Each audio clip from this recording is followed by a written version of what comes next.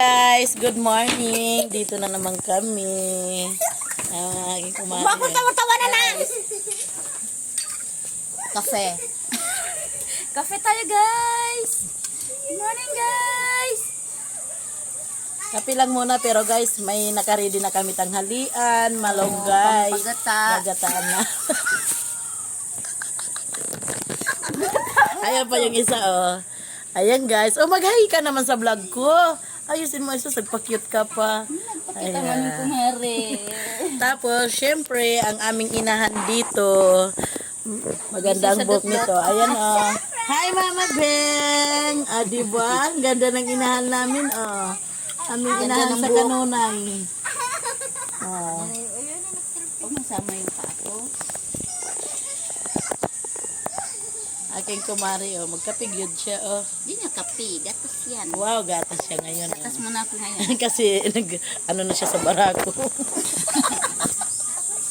Parang lagi tayong active doon. Lagi siyang active. Good morning everyone. Hindi na nag-ano yung cellphone, Hindi muna kami ngayon nag-almusal ng kanin guys. Hindi Kasi nahilap yung cellphone. may usapan kami, maaga daw kami magtanghalian kasi may plano kami magtagaytay mamaya.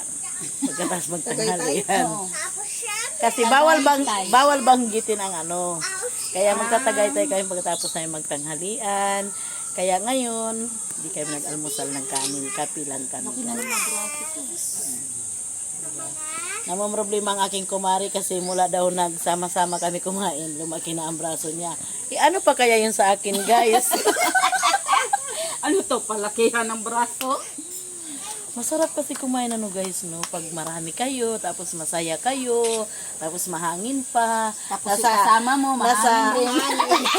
Tapos nasa ilalim kami ng puno ng mangga, tsaka kayo mito. O, di ba napakasarap? Tingnan nyo naman guys ang paligid namin. O, puno ng puno. O, di ba? Kahit sobrang init, kahit papano may mga hangin na dumadaan. Lalo na ito, napakahangin yan. Buang ka.